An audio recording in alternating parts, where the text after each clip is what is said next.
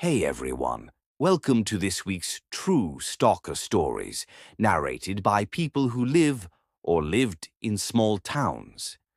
As you will find out, small towns harbor many unexplained, eerie, and horrifying stories that people rarely talk about.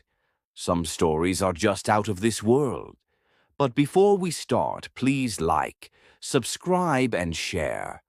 Also, let me know where you're watching from, including your local time.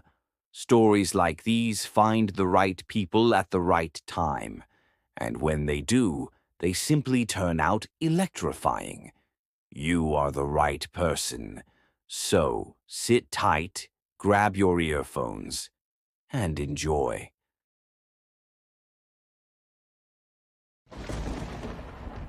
I never thought much about security. I lived in a nice area just outside Denver. Quiet, decent neighbors, a little older than me, but they mostly kept to themselves. I just turned 31, was living alone for the first time in a while after a long breakup.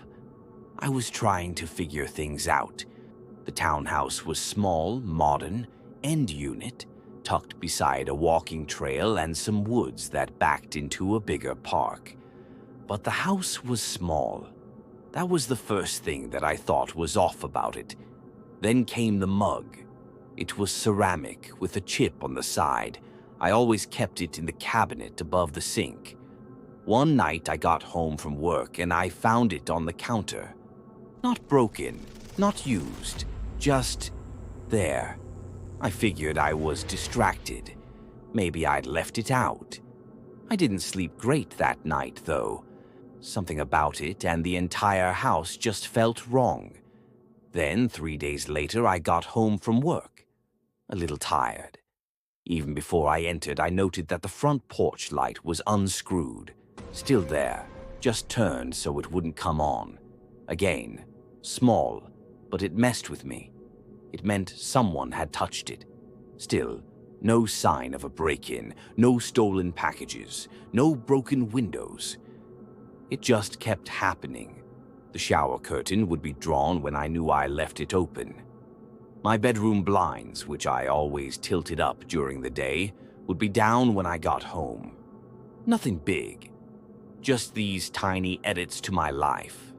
Like someone was watching how I lived and rearranging things to let me know.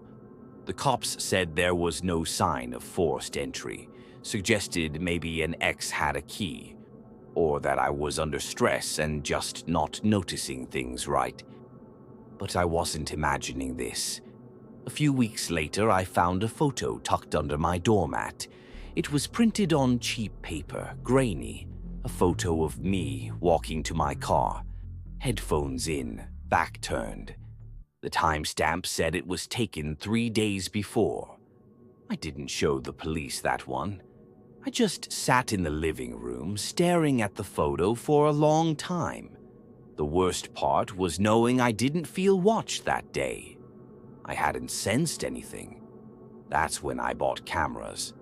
2 went up right away, one on the porch, one pointing down my hallway inside.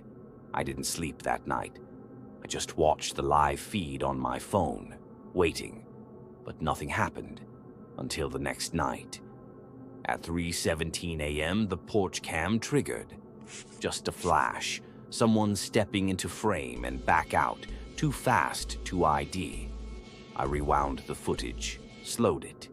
Still too blurry, but the way they moved, like they were checking the angle, made my stomach turn. Then came the notes. They started out vague, handwritten, folded, and slid under the front door. Do you ever lock your back window? Another one. You look tired today. No demands, no threats, just presence. I started crashing at friends' places, changing up my routine, coming home during lunch breaks to check if anything had been moved. It always had. One afternoon, I came home and found my toothbrush wet. I hadn't used it since that morning. I switched to disposable ones after that, used one and threw it away each night. I stopped cooking. I stopped sleeping. I started seeing a guy from work, not even someone I really liked, just to avoid being alone. Then he started getting notes, too. One showed up on his windshield. "You should stop coming here." I told him it was some weirdo from my past, a jealous ex. I think he believed me, but he still pulled away fast. Then, about 2 months in, the notes stopped. The cameras stopped catching anything. The lights stopped flickering. Everything went normal, but I never relaxed. Then, one Saturday morning, I was folding laundry on the couch, and I knocked the remote under the cushion. When I reached down, I found a wrapper, the kind from a protein bar I don't eat, tucked deep inside the couch, like it had been there a while. It was a flavor I'd seen before. My ex used to eat it, but this wasn't theirs. That night, I checked my attic. I don't know why. I'd never used it, had no ladder, no reason to look. But something about that wrapper made me wonder if he'd ever actually left. I called a friend over first. We borrowed a ladder. When I pushed open the hatch, the smell hit me first. Not rotting, just human, like sweat and fabric and dust. Inside, we found a small mat, a half-empty water bottle, crumpled notes, one of my shirts, and my spare key. He never tried to break in because he'd never left. Police say it was someone I didn't know. They think he found me on a trail or in the park, followed me home, and memorized my routine. Climbed in when I was gone one day and stayed, quietly, watching. The attic had one vent that looked straight into my bedroom. They said he'd probably been living there for weeks before I noticed anything. I don't live there anymore, but sometimes I still wake up in the middle of the night and feel like I'm being watched, and I check the ceiling just in case.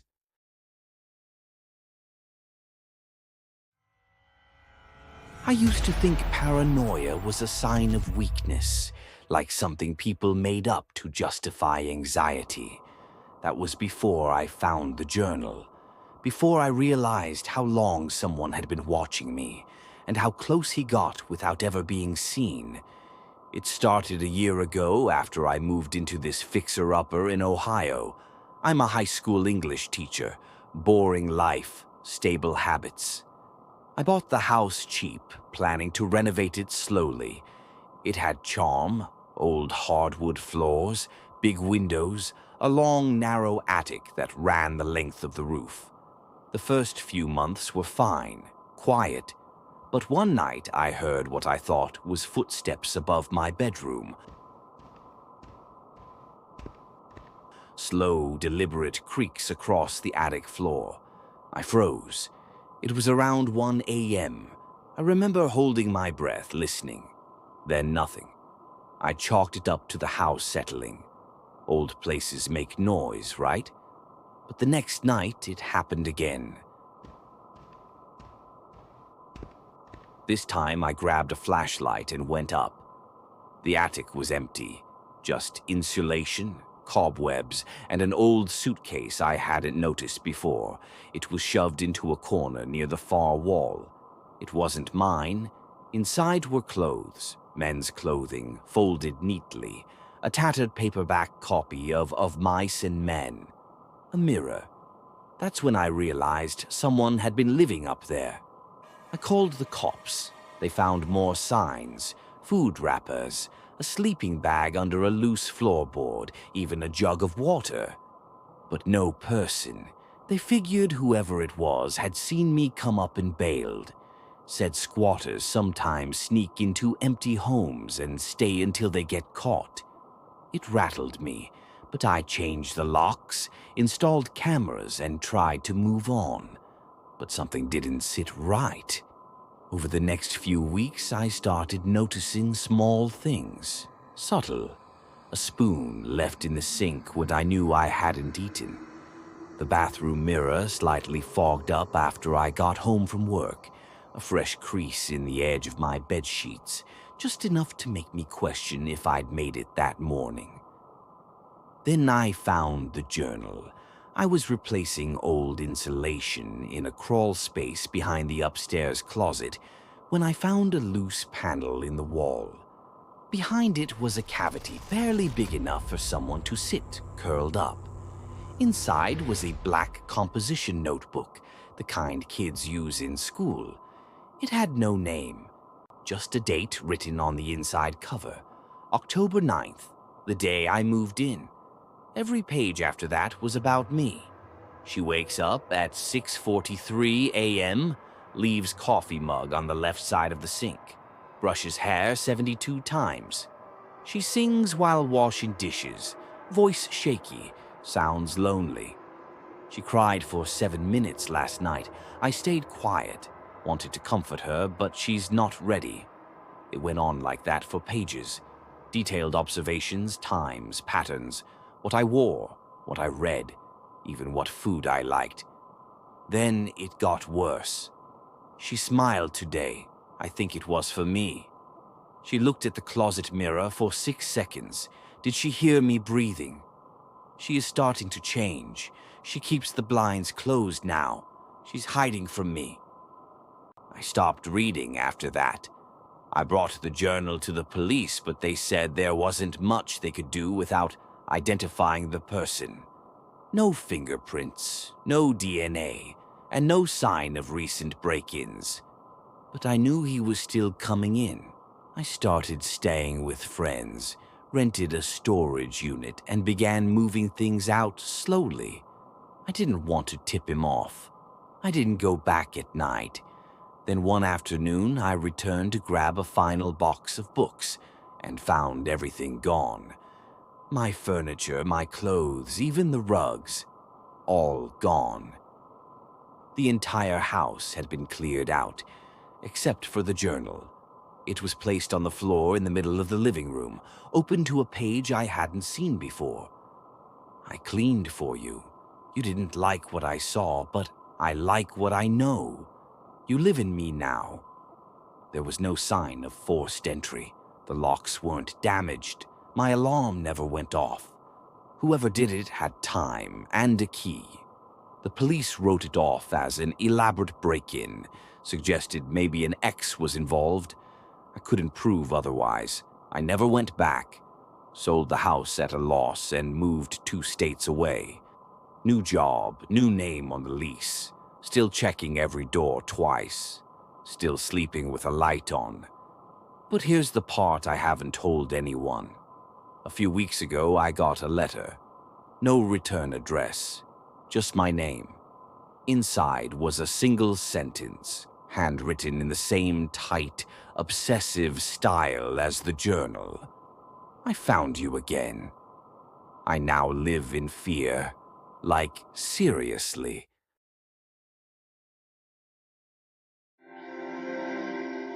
This happened 3 years ago, back when I was still living in Indianapolis.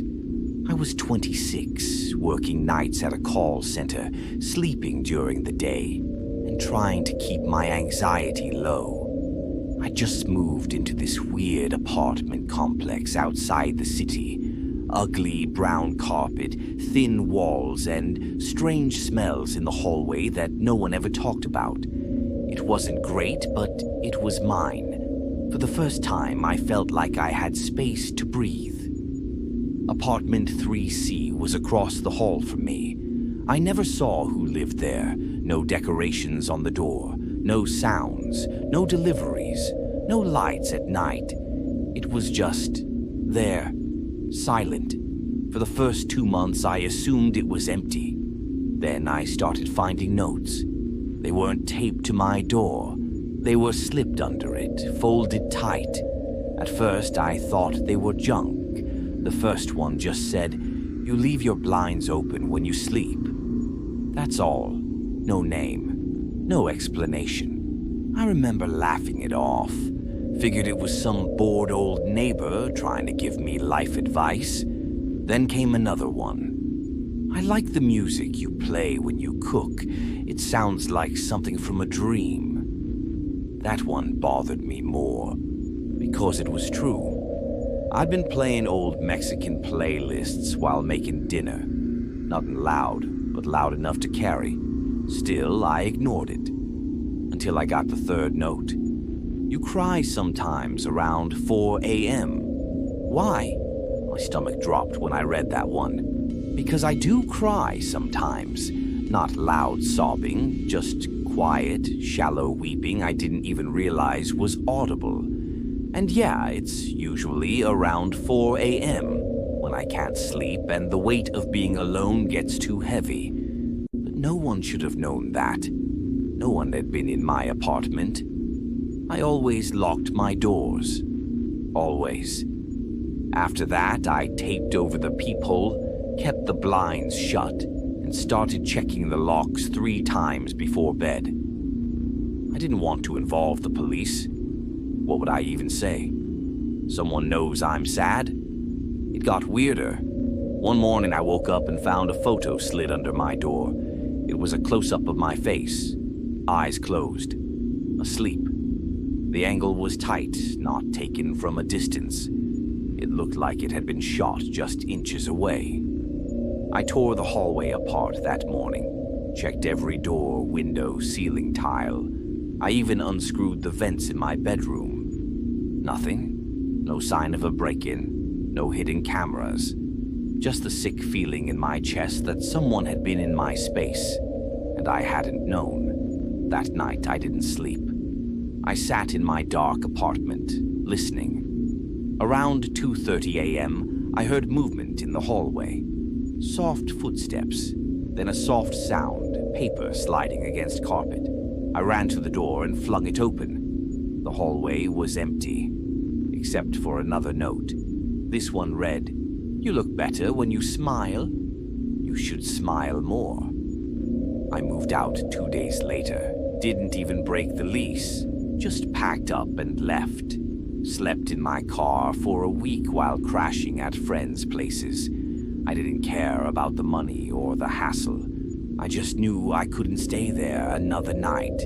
A few weeks later, I was back in the area, helping a friend move into a different unit in the same building. I asked the super, casually, if anyone had ever lived in 3C. He looked at me, confused. "That unit's been vacant since the fire," he said. "What fire?" He told me that years ago, like 5 or 6, there had been a small electrical fire in 3C. It had damaged part of the ceiling, and since then, the unit had just sat there. No tenants, no furniture, still smelled like burnt plastic inside. I didn't believe him. He offered to show me. We walked upstairs. He unlocked the door to 3C. Empty. No bed. No lights. No signs of life. Except for one thing. In the corner, directly across from my old apartment door, someone had carved a hole into the drywall, about the size of a quarter, just big enough to see through. I leaned in. From that angle, I could see directly into my old bedroom window. I still think about those notes, the handwriting, the photo, that feeling of being watched, not through technology, but with eyes, real ones, right across the hall. I don't know who left them. I don't know how long they watched me. But I know this. Some people don't want to break in. They just want to observe. Quietly. Constantly. Until you forget what privacy even feels like. And by the time you realize they've learned everything about you, it's already too late. And that can get really traumatic, especially if you live alone.